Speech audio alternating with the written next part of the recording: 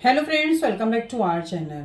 Friends, जितने भी NGOs हैं, चाहे फिर वो ट्रस्ट है, सोसाइटी है या सेक्शन 8 कंपनीज़ हैं, बैंक की साइड से सभी के पास ये नोटिस आ रहा है, ये नोटिफिकेशन आ रहा है कि अब आपको अपने एनजीओ के नाम से करंट अकाउंट या सेविंग अकाउंट ओपन कराने के लिए नीति आयोग यानी कि एनजीओ दर्पण का रजिस्ट्रेशन सर्टिफिकेट देना मैंडेटरी है।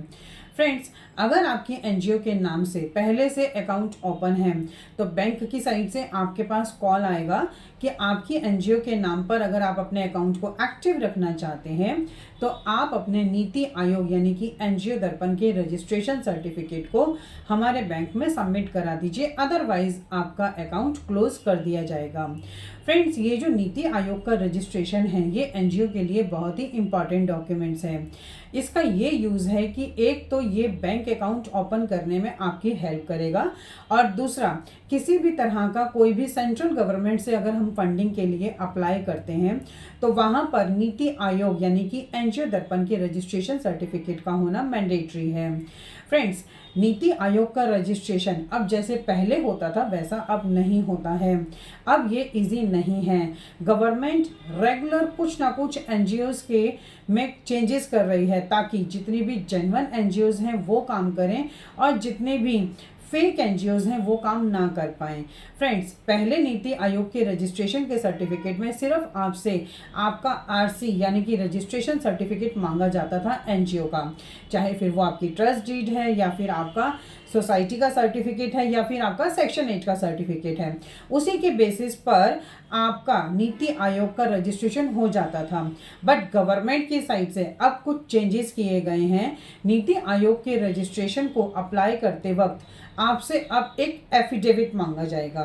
फ्रेंड्स, ये एफिडेविट बहुत ही इंपॉर्टेंट है। ये एफिडेविट जब आप साइन करके अप्लाई करेंगे तभी आपको नीति आयोग का रजिस्ट्रेशन मिलेगा। इस एफिडेविट में क्या चीज़ें हैं जो लिखी गई हैं, क्योंकि अक्सर लोग एफिडेविट को साइन कर देते हैं लेकिन उसको केयरफुली रीड नहीं करते हैं। तो आज की इस वीडियो में मैं उसी एफिडेविट के बारे में आपसे ब्रीफ इंट्रोडक्शन दूंगी। फ्रेंड्स, उसमें जो नीति आयोग के रजिस्ट्रेशन को करने के लिए जो हमसे एफिडेविट मांगा जाता है उसमें ये बोला जाता है कि आप इसमें जो भी जैसे कि मैं एनजीओ का सेटलर हूँ या ट्रस्टी हूँ और मैं सारी टर्म्स एंड कंडीशंस को केयरफुली रीड करते हुए नीति आयोग रजिस्ट्रेशन के लिए अप्लाई कर रहा हूँ और साथ में अगर मेरी इंफॉर्मेशन जो भी दी जा रही है अगर वो कहीं पर भी कुछ भी गलत होती हैं, रॉन्ग होती हैं, तो मैं उसके लिए पेनलाइज किया जाऊँगा। फ्रेंड्स, जब भी आप एफिडेविट को या किसी भी पेपर को साइन करें तो आप उसको केयरफुली रीड ज़रूर करें, क्योंकि बहुत से लोग ऐसे हैं जो सिर्फ साइन तो कर देते हैं बट उसको केयरफुली रीड नहीं करते हैं।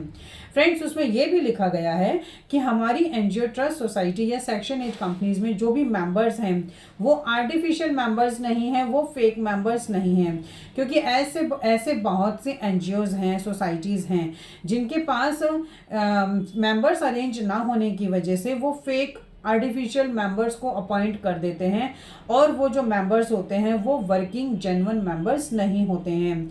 लेकिन अब इस एफिडेविट में आप ये साइन करके दे रहे हैं, ये कह रहे हैं कि हमारी ट्रस्ट, सोसाइटी या सेक्शन 8 कंपनीज में जो भी मेंबर्स हैं वो फेक मेंबर्स नहीं हैं, वो आर्टिफिशियल मेंबर्स नहीं हैं।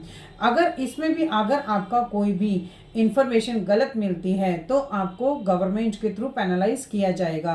और साथ में उसमें यह भी लिखा जा रहा है कि आप एनजीओ से रिलेटेड सभी कंप्लाइंसेस को प्रॉपरली कंप्लीट कर रहे हैं, चाहे फिर वो इनकम टैक्स से रिलेटेड है या फिर फॉरेन कंट्रीब्यूशन रेगुलेशन एक्ट से रिलेटेड है, एक्सेट्रा। तो फ्रेंड्स, अब आपके लिए एनजीओ को चलाना डे बाय डे डिफ़िकल्ट होता जा रहा है, क्योंकि गवर्नमेंट के थ्रू बहुत से न्यू अपडेट्स रेगुलर आते जा रहे हैं। तो जब भी आपको अपने एनजीओ के लिए नीति आयोग का रजिस्ट्रेशन करवाना है वहाँ पर आपको ये एफिडेविट साइन करके देना होगा। तो आप एफिडेविट की सभी टर्म्स एंड कंडीशंस को केयरफुली रीड करके ही साइन करें और अगर कोई भी इंफॉर्मेशन गलत मिलती है तो आपको प्रॉब्लम इन फ्यूचर में आ सकती है।